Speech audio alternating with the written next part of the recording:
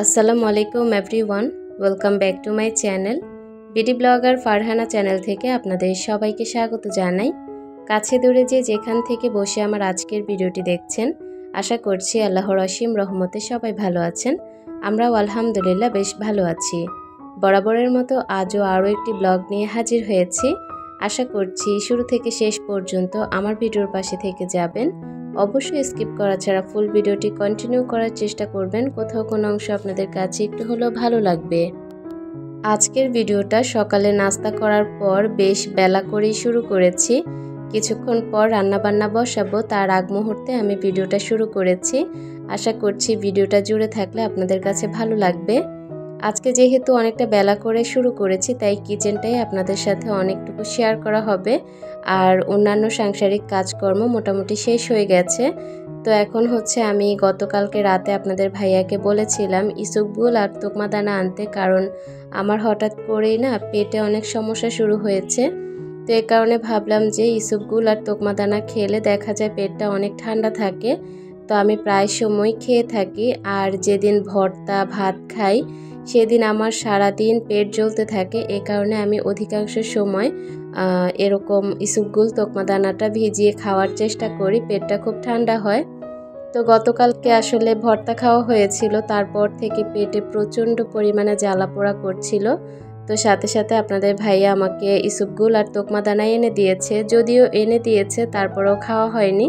তো সকালবেলা আমি একটা পটে রিফিল করে নিয়েছি। তো ওই সিরামিক্সের পটটা আসলে আমি কিনেছিলাম গুঁড়ো দুধ রাখার জন্য। পরবর্তীতে দেখলাম যে ওইটার মধ্যে হাওয়া ঢুকে, আর এ কারণে গুঁড়ো দুধ নষ্ট হয়ে যায়। তো এখন থেকে এটাতে ইসবগুল আর তোকমা দানা রাখবো। কালকে যেহেতু ইসবগুল তোকমা দানা খাওয়া হয়নি, তো ভাবলাম আজকে সকালে নাস্তার পর আমি তোকমা দানাটা খাবো। এতে করে পেটটা খুব ঠান্ডা লাগবে। আমার যখন মন চায় আমি তখনই খেয়ে নেই, আমার কাছে ভালো লাগে। তো যাই হোক, সবার প্রথমে ভিডিও শুরুতে দেখতে পেয়েছেন আমি তোকমা দানা আর ইসবগুল একটা পটে রিফিল করে তারপর কিছুটা একটা কাপে ভিজিয়ে রেখেছি। কাজকর্মগুলো করতে করতে গুছাতে গুছাতে আমার এই ইসবগুল তোকমা দানাটা ভিজে যাবে। তো যাই হোক, গতকালকে আমি অনেক কাজকর্ম করেছি, আপনারা ভিডিওতে দেখেছেন। আমি আমার কিচেনের অয়েল জারগুলোকে ভালো করে ক্লিন করেছিলাম, তো সেগুলো তো শুকিয়ে গেছে। আজকে এগুলো একটু রিফিল করে নিচ্ছি। আমার বাসায় সরিষার তেল খাওয়ার জন্য আপনাদের ভাইয়া অনেক বেশি জোর করছে আমাকে যেন সরিষার তেল খাই। তো প্রথম সরিষার তেলের তরকারিটা খেতে আসলে সেরকম ভালো লাগতো না। তো এখন আস্তে আস্তে অভ্যেস হয়ে গেছে। তো এই কারণে সয়াবিন তেলটা একটু কম করে আনা হয়, আর সরিষার তেলটা একটু বেশি করেই আনা হয়। তো দুইটা জারে আমি সরিষার তেল রিফিল করে নিয়েছি, আর একটা ছোট জারে আমি কিছুটা সয়াবিন তেল ছিল সেটা রিফিল করে নিয়েছি। এখন দেখা যায় কি সরিষার তেলটা দিয়ে রান্নাবান্না করা হয়, আর শুধুমাত্র কিছু ভাজা পোড়া অথবা পরোটা তৈরি করলে সয়াবিন তেলটা ব্যবহার করা হয়, না হলে সরিষার তেল দিয়ে সব কিছু খাওয়া হয়। অয়েল জারগুলো রিফিল করে জায়গা মতো রেখে দিয়েছি, আর এদিক থেকে কিচেন কর্নার সেলফের উপরে যেই সুন্দর করে আমি একটা প্লান্টার রেখেছি, মানি প্লান্ট, ওইটাকে ভালো করে ধুয়ে নিয়েছি। আর এখন হলুদ যে তাকটা আছে আরএফএলের, ওইটার পাশে সিঙ্কের উপরে আমি একটা মানি প্লান্ট রেখেছি, আপনারা দেখেছেন। ওই মানি প্লান্টটাকে এখন একটু ধুয়ে দিচ্ছি। কিচেনের এই গাছগুলো কিন্তু মরে যাওয়ার কথা ছিল, কিচেনে যেহেতু রান্না বান্না করা হয়। তবে না, আলহামদুলিল্লাহ কিচেনের গাছগুলোই সবচেয়ে বেশি সতেজ, কারণ এই গাছগুলো সবসময় পানি পায়। আর আমি প্রচুর ধুই গাছগুলোকে, যখনই ভালো লাগে তখনই ধুই, চোখের সামনে পড়ে তো তাই ধুতে ইচ্ছে করে। তো গাছগুলো মাশাল্লাহ ভালোই সতেজ। গাছগুলোকে ধোয়ার পর এদিক থেকে আমার শাশুড়িকে বললাম আমাকে চাল মেপে দিতে, তারপর আমি রান্নাটা বসিয়ে দেই।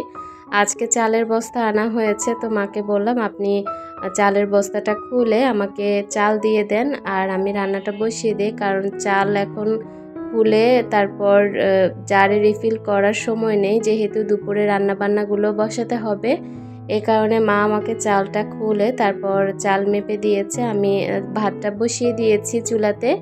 ভাত হতে হতে আমি এদিকের অন্যান্য টুকটাক কাজকর্মগুলো করে নেই। আমাদের বাসায় আমড়াটা অনেক বেশি খাওয়া হয়, মানে দেখা যায় কি যে প্রতিদিনই একটা ভর্তা আইটেম আপনাদের ভাইয়া খেতে চায়। আর এ কারণে আমার বাসায় সব সময় আমড়া জিনিসটা থাকে। পেয়ারার সিজনে আমার মনে হয় না আমার বাসায় কখনো পেয়ারা না থাকে। একবার পেয়ারা আনার পর দেখা যায় কি দুপুরে পেয়ারা এনেছে, আবার সন্ধ্যায়ও পেয়ারা নিয়ে হাজির। মানে পেয়ারা আমরা এগুলো আপনাদের ভাইয়া খুব পছন্দ করে, যেহেতু ভর্তা তৈরি করা যায়। তো আজকেও অনেকগুলো আমরা আর একটা জাম্বুরা নিয়ে এসেছে। জাম্বুরাটা ছোট হলেও দেখতে কিন্তু খুবই টকটকে লাল। তো এটাকে এখন ছিলে নিব, সেই সাথে আমি আমড়াটাকেও ছিলে কেটে তারপর ভর্তা করে দিব। তো এরকম করে আসলে জাম্বুরা খুলে তারপর ভর্তা করে খেতে খুব মজার। তবে আজকে ভর্তা করার কোনো সুযোগই দেয়নি, কারণ জাম্বুরাটা মজার ছিল, খেয়ে নিয়েছে সবাই। আমি আমরা ভর্তাটা করব। ভিডিওর এই পর্যায়ে আমার প্রিয় আপুদের কাছে ছোট্ট একটি রিকোয়েস্ট করতে চাই, যদি ভিডিওর কোনো অংশ আপনাদের কাছে একটু হলেও ভালো লাগে তাহলে প্লিজ আমার চ্যানেলটিকে সাবস্ক্রাইব করে আমার পাশে থেকে যাবেন। নিত্য নতুন ভিডিও পাওয়ার জন্য নোটিফিকেশন বেল আইকনের অল অপশনটি প্রেস করে দিবেন। এতে করে যখনই ভিডিও আপলোড করব সবার আগে আপনাদের কাছে নোটিফিকেশন পৌঁছে যাবে।